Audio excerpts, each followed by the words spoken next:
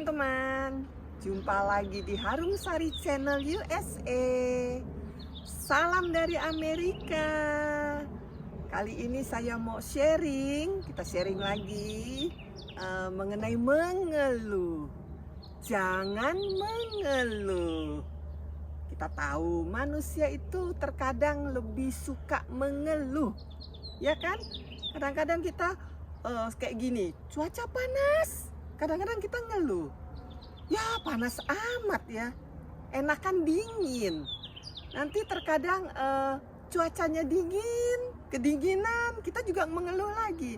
Dingin banget ya, aduh coba panas, lebih enak. Atau kalau musim hujan, nah kita ngeluh juga.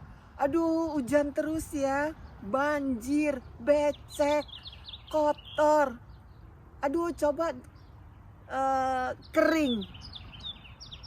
Ada musim kering, ngeluh lagi. Lama ya nggak hujan-hujan, kering banget. Itu manusia, tidak pernah puas, cenderung kurang bersyukur, dan suka mengeluh. Nah, ini juga terjadi kepada bangsa Israel yang sering mengeluh. Yang bahkan bukan mengeluh aja, kalau mengeluh itu kita kok begini ya, itu mengeluh kan.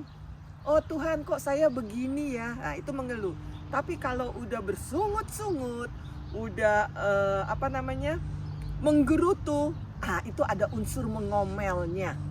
Nah itu lebih tidak boleh lagi. Kenapa kita tidak boleh mengeluh pada Tuhan? Ya nggak pantas lah.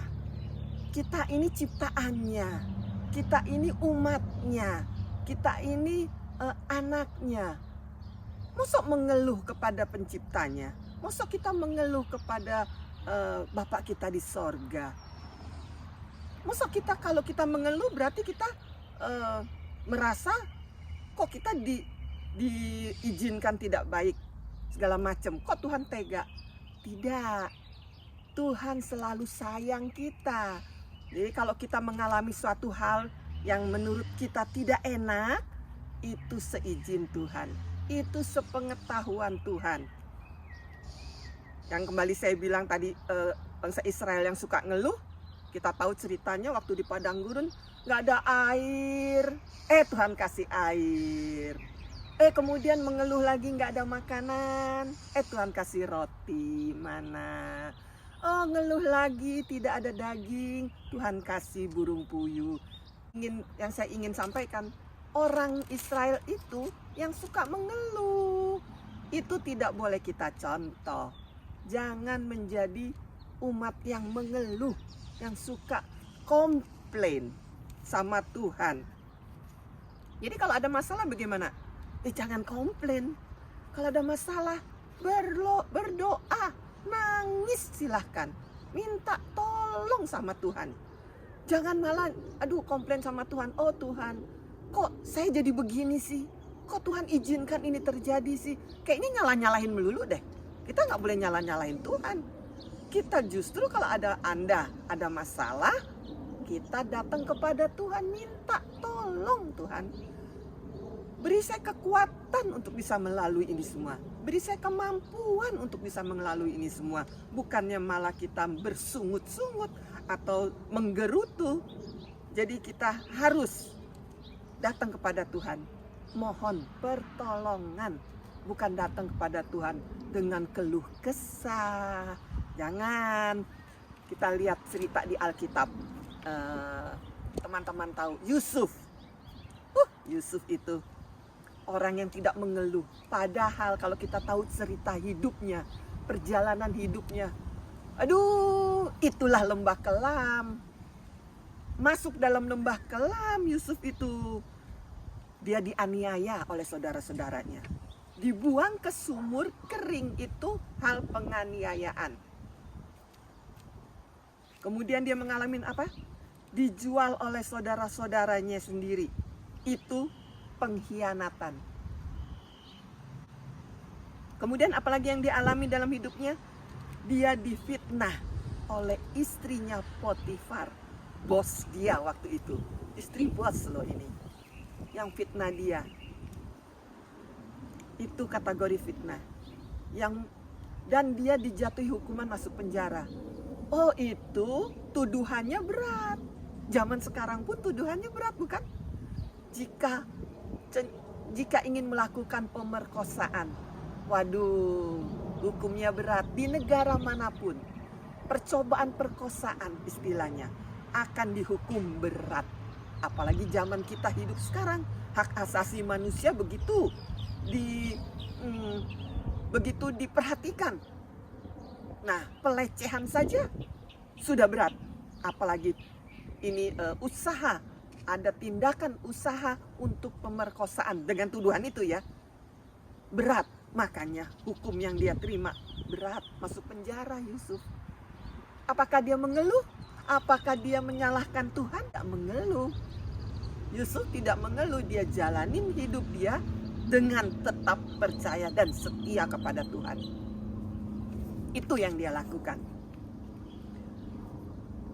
Coba kita lihat di Kejadian 50 ayat 20.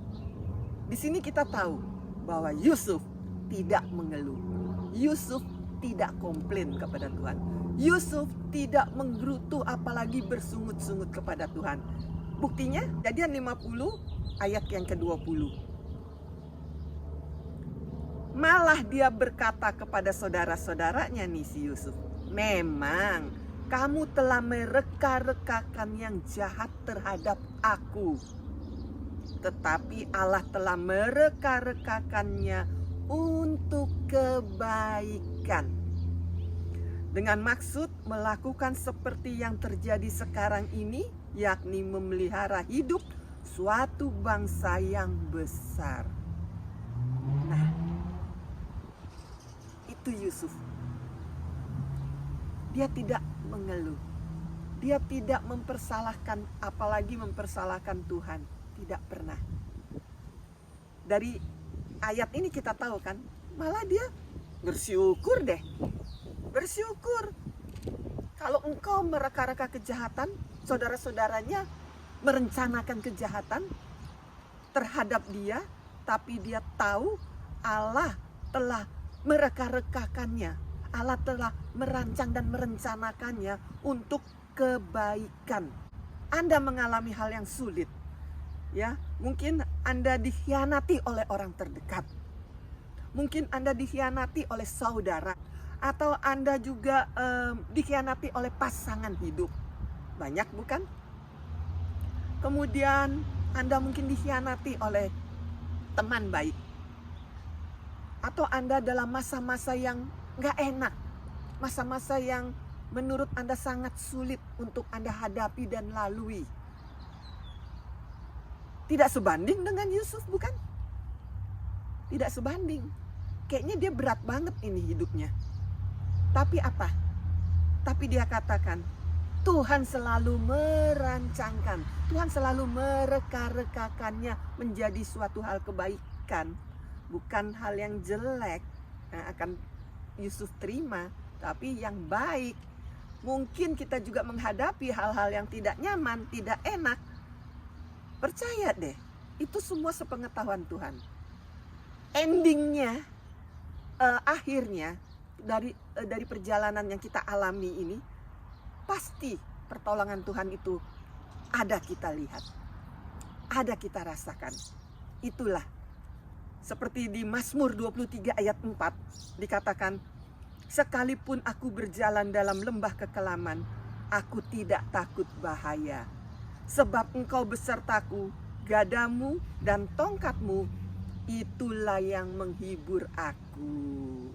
Jadi kita tidak usah mengeluh jika menghadapi melalui hal-hal yang tidak seinginnya kita, tidak seplanningnya kita, tidak semau keinginan kita. Kok hasilnya begini ya, kok keadaannya begini ya. Percaya saja, Tuhan menyertai kita. Tuhan menyertai kita. Jangan mengeluh, karena Tuhan ada di setiap situasi hidup Anda dan hidup saya. Tuhan selalu ada. Teman-teman, Saya ini orang yang tidak berani mengeluh. Dari kecil saya tidak berani mengeluh terhadap Tuhan. Nggak pernah. Tidak berani. Benar-benar tidak berani. Karena saya tahu tidak pantas saya untuk mengeluh kepada Tuhan. Karena Tuhan baik. Tidak mungkin mengasihi saya yang jelek. Itu pemikiran saya. Jadi kalau saya menghadapi situasi, masalah, hal yang di luar dugaan saya, di luar keinginan saya, di luar kemauan saya datang kepada Tuhan, saya berdoa, saya nangis. Tuhan, mampukan saya melalui ini semua. Tuhan, bantu saya untuk bisa menjalani ini semua. Teman-teman, untuk menutup sharing kita hari ini, saya akan nyanyi satu pujian. Ku tahu Bapak peliharaku, memang karena Tuhan Bapak kita selalu memelihara kita. Mungkin teman-teman, Anda sekalian sedang dalam masalah hari ini, saat ini, ada dalam problem hal yang mungkin Anda pikir, kok sulit ya situasinya, bagaimana ini? Jangan mengeluh, silahkan Anda minta pertolongan pada Tuhan. Karena Tuhan selalu ada dalam hidup kita, dalam hidup Anda dan hidup saya, dalam situasi apapun, Dia ada dan hadir dalam hidup kita. Oke, kita nyanyi. Ku tahu Bapa peliharaku, Dia baik, Dia baik. Ku yakin Dia selalu sertaku. Dia baik bagiku. Sekali lagi. Ku tahu Bapa peliharamu. Dia baik, Dia baik. Ku yakin Dia selalu sertamu. Dia baik bagimu. Dengarkan ini. Lewat badai cobaan, semuanya mendatangkan kebaikan. Ku tahu Bapa peliharaku, dan Anda juga. Dia baik bagiku dan Anda juga. Oke teman-teman, sampai jumpa lagi. Shalom. Salam dari Amerika. Bye.